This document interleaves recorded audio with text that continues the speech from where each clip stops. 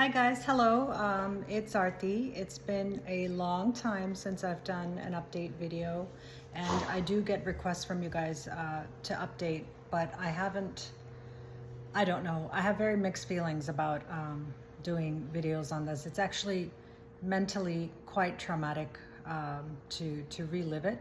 But anyway, thank you for joining me again today. I will do two videos. One will be very short and one will be longer. This is the longer one where I go into a lot more detail and explain where I'm at and, you know, more sort of the treatment and more of the medical terminology what I've understood. So just by way of starting, 2.5 years ago, I completed RCHOP, which is a immunochemotherapy regimen. I had 6 cycles of RCHOP every 3 weeks, and my diagnosis was a follicular lymphoma. I got diagnosed in 2016, and my follicular slow-growing lymphoma transformed into diffuse large B cell lymphoma in December 2019. So I started RCHOP in January 2022, and it went until May 2020. The experience I've described in great detail in the past, so I won't go into that. I also talked about how my PET scans were, and just to very quickly remind you, my PET scans after treatment revealed that I was in partial remission. I was not able to achieve full remission. The disease was still exhibiting itself.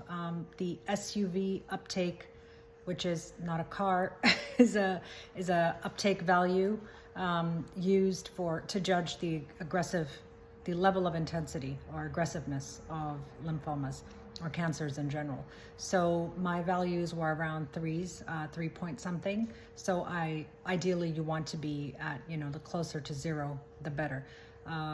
But coming from where I started, which was SUV of 22, which is very, very high, very, very, very high, achieving a 3.5 was a huge feat, I suppose. And also the lymph node shrunk significantly in size. It went from almost 9 centimeters to about 2 centimeters. So 2 centimeters is still quite big, but it's certainly a lot smaller than 9 centimeters.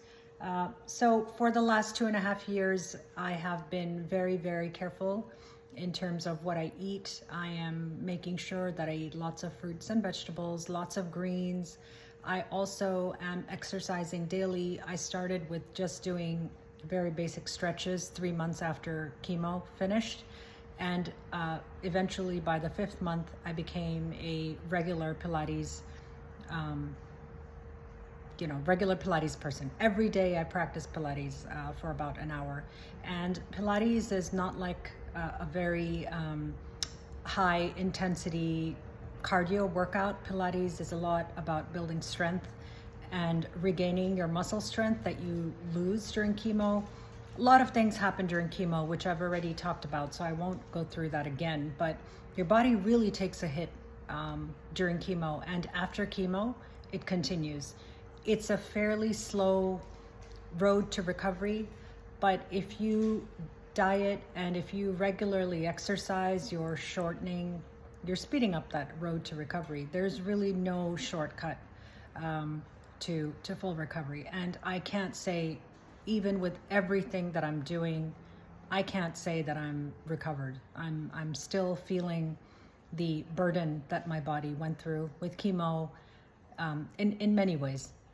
That's not the topic for today. So 2.5 years have been stable overall. It's a very emotional process knowing that I'm not in remission, I'm not cured, even though 2.5 years is considered a very good indicator.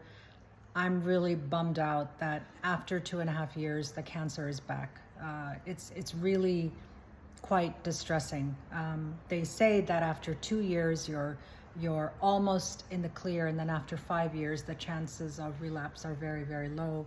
So in my case, 2.5 years, very unfortunate that it's back, but I've relapsed once again. My the follicular underlying lymphoma that I had has once again transformed to B cell, to large B cell diffuse lymphoma. So DLBCL is the abbreviation. That's where I'm at. I had started with a CT scan, which is like an MRI CT scan of the entire body, and that showed growth of lymph nodes, which was significant. Those of you that have follicular know that follicular lymphoma also sort of flares at certain points. It's not necessarily a bad thing because follicular lymphoma evolves with time, but when there is a sudden increase in size of lymph nodes, that normally signals something. So once I had the CT scan, my doctor ordered a PET CT, and the PET CT confirmed what I was, praying against, praying really hard, but unfortunately, my PET CT scan showed that the cancer is back.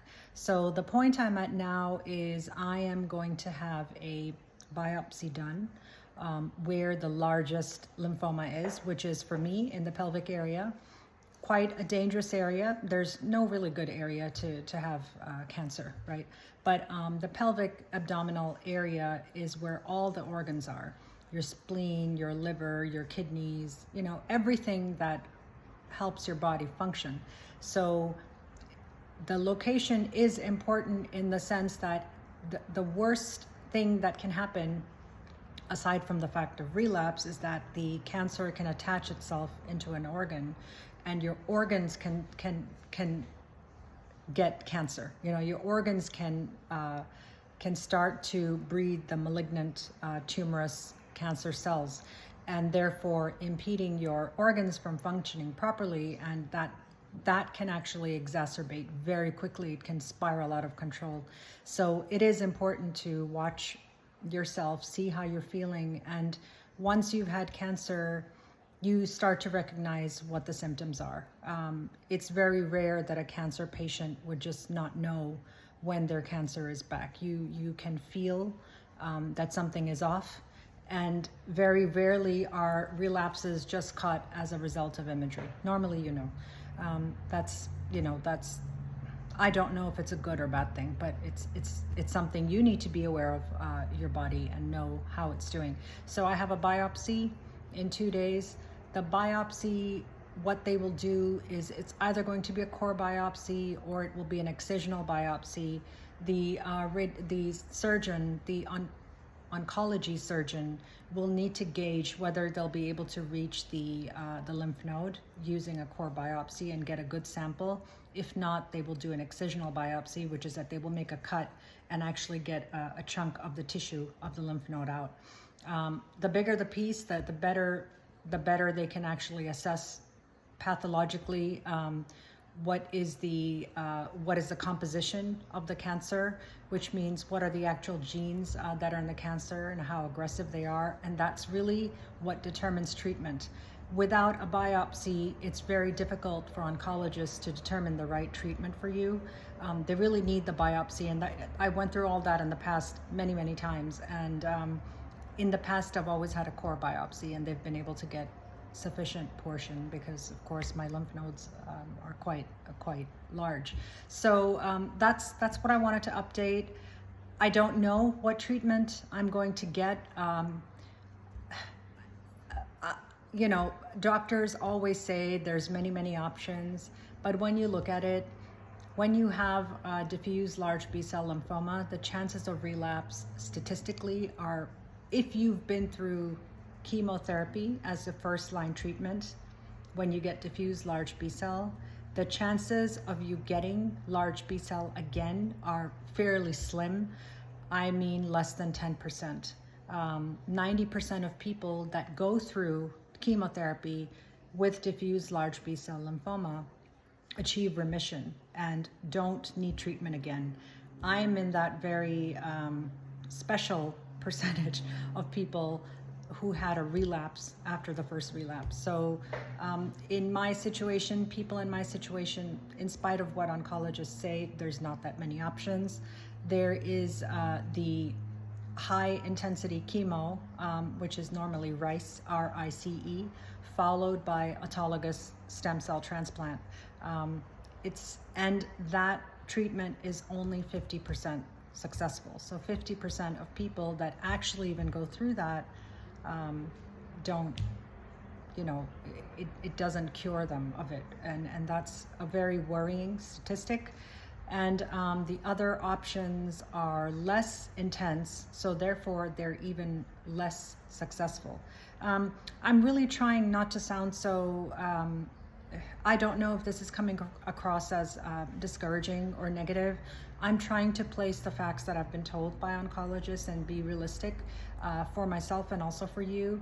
But I will, I do understand that when you are at a cancer hospital, if there's a good lymphoma department, they are equipped to handle and provide you with the best treatment. So please know that this disease, a lot of people have this disease, and therefore there's a lot of tried and tested treatments for it. There may not be a lot of options, but the options that exist, the statistics are fairly well known. And just before closing, I want to say, because this is something I've been through, please pick your oncologist very, very intuitively, okay? Your oncologist is going to be the single most important person in your life once you're diagnosed with cancer. They're really the person that you're placing your faith in, and they're the person that you're trusting with your life. I mean, literally with your life, right? So you want to see how much experience they have clinically. There are a lot of oncologists that focus on research and emerging treatments, which is very good and it's very much needed. I would suggest that pick an oncologist who has a clinical, who prioritizes seeing patients over just doing research. And if you can get someone who is primarily a clinical oncologist and also participates in research and contributes to research, that's a great combination. If you get someone who is just very, very academically focused and they take up your case for whatever reason because it helps for their research, or they actually want to see you, they may not have the same kind of experience as someone who has a lot of clinical experience. So the oncologist that I go to has a lot of experience with seeing patients. He's been an oncologist for 25, 30 years. He also, in talking, you can tell the experience, when he tells you stories that motivate and say, I had a patient who relapsed and this was his success story or her success story, and that person is in remission. When you hear these stories from the oncologists, it really helps. It sets the stage for your mindset that you can and you will overcome it again. So that's enough blah blah on this. I'm sure that all of you already know this. That's my perspective. So pick a good oncologist. An oncologist is more important than the hospital or the cancer center that you go to. Most cancer centers, most hospitals are equipped with most of the technology, unless you're doing something very specific like CAR T or something, or in a clinical trial. Otherwise, it's really all about your oncologist. You can always go to a different center to receive infusions and receive treatment. It's your oncologist that is ultimately the one person that really matters. You want to make sure that the lines of communication with him or her are open, and they're also communicating with you. You have access to them throughout your treatment. You understand your treatment. You understand the side effects. You also understand the statistics behind the success, okay? So that's it for now. It's really hard for me to make short videos because it's such a complicated disease. So I will end it for now. Thank you so much for bearing with me, and you will see more updates coming up. Thank you. Bye-bye.